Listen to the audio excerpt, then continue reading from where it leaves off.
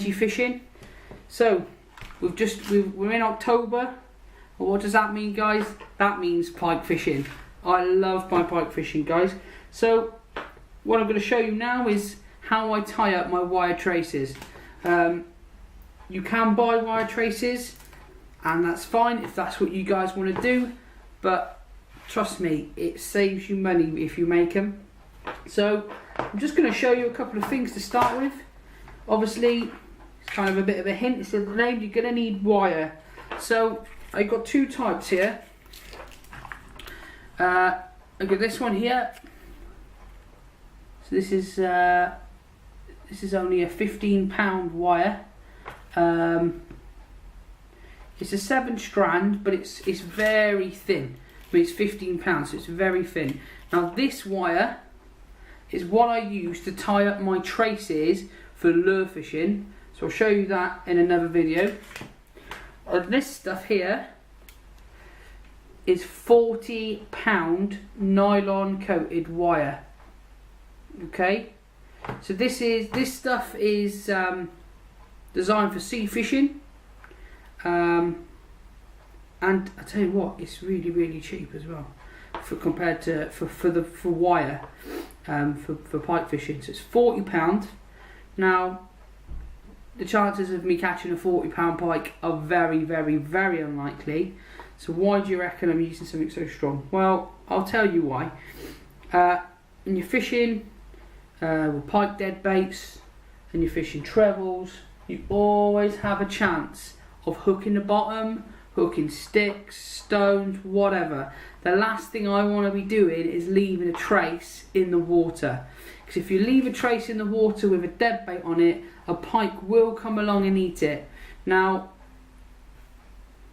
that pike may hook itself up to it and be carrying a trace around, which is not great news.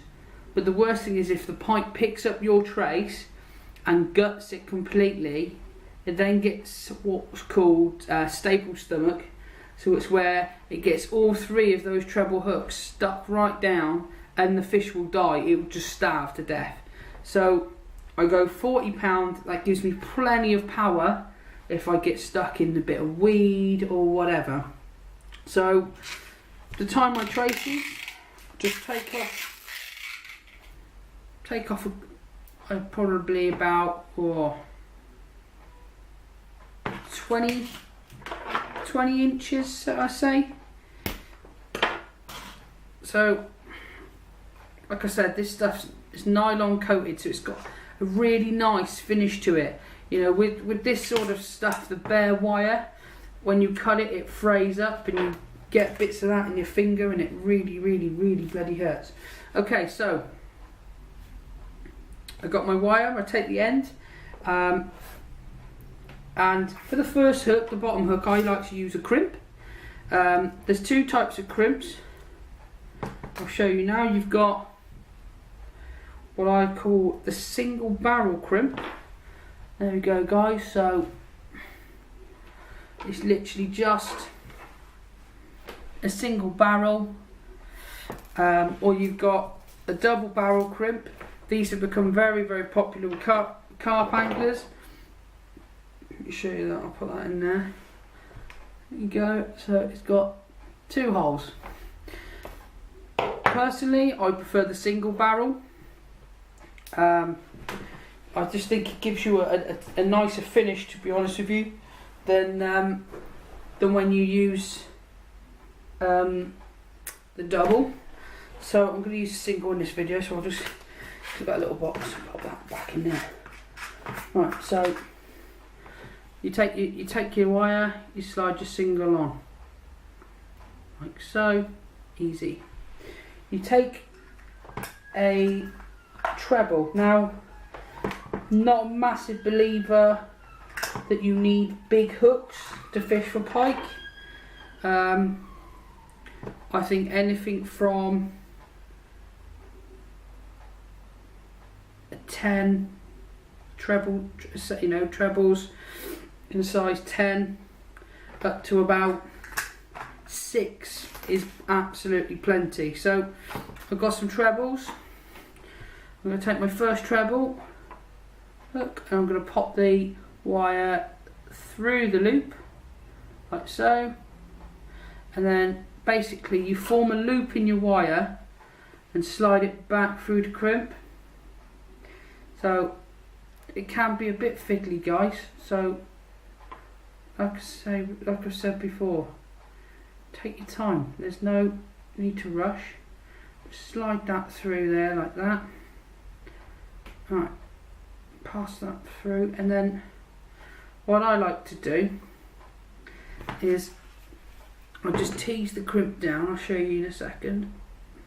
So there's still like so, so it's almost sitting like an earring. There's, if you can see there, there's still a little gap, so the hook's still got plenty of movement. Then take a pair of pliers and literally just squeeze the crimp down. Okay, so basically what you're doing is that round crimp's now become flat. So with this particular wire, it's now cut into the coating, and it's really sort of hard. Trim off your excess. Now if I just go like that with the pliers, that ain't going anywhere. Okay, so that's the first one done. Okay, so now for the second one. So what you do with your second one is have a quick look on your hook. These are semi-barbed, so 2 of the hooks are barbless and 1 is barbed. So the idea of these hooks is that the barbed one is what you put in your dead bait, gives you that kind of extra security, and the other 2 that are barbless are what are showing. So hopefully the plan is that when a pike hits it, he gets hooked by the barbless hooks rather than the one barbed one.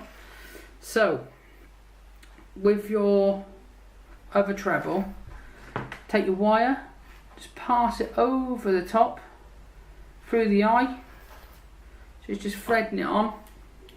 I hold that like that, you'll see, so it's just threaded on. Then you have to work out what size dead baits you're going to be using, and that, by working that out, that would also kind of, you would think about your hook size as well. If you're using a whole mackerel, you know, wanting to catch a really big pike, I wouldn't recommend using size 10 hooks. I would go up to a pair of size 6s. But if you're going to be using a roach that's sort of like 4 inches, then there's no point putting 2 size 6 trebles in it. So I'm currently got little sections of eel or lamprey sections, so I'm having my hooks fairly tight together. I would say that's probably 1.5 inches, so I'll probably go to about 2.5 inches apart. You think about it, basically you want the pike, when he comes in, he wants to take 1 set of hooks. He doesn't need to be taking both of them. You want him to be at least hitting one of them. So accord this gap down to the size of dead baits you're going to be using. So for me, 2.5 inches is plenty. That's enough separation there that, you know, this rig's only going to be fished for jacks really. So the wire's going through the eye. So what you do now is you pinch the wire between your fingers like so. And if you see that, guys, so I'm just holding the wire at the back there with my thumb, and then you just whip down the hook 3 times. 1, 2, 3. Okay. Now what I do is I hold that with my thumb where I've wrapped it. The wire goes, so I've hold it like that. There we go. You can see that better, guys. So I've wrapped it. I've gone behind the hook, or over the top of the hook. Then I've gone behind the hook. So I've picked this hook here, so it's gone down there, round, and then basically it goes back through the top eye, like so, and then just hold it nice and tight and pull it. Okay, I don't know if you can see that, guys. So what I've done is it's gone wrapped around, it's gone round, yes, it's wrapped round, it's gone round the hook, back up through the eye, and then pulled tight, and then it's sort of sandwiched in place now.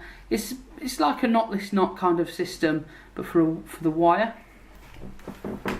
So that's the hooks tied on. Now I'll take another crimp.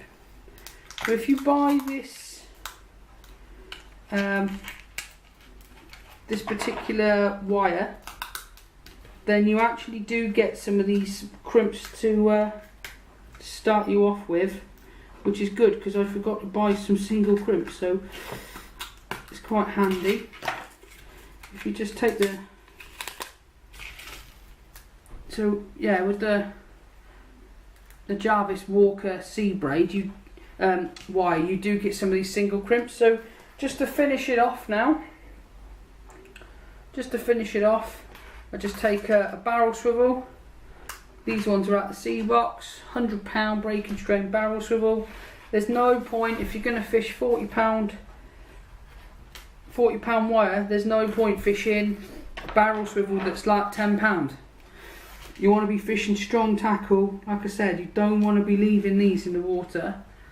Barrel swivel goes on, obviously crimp goes on, barrel swivel goes on.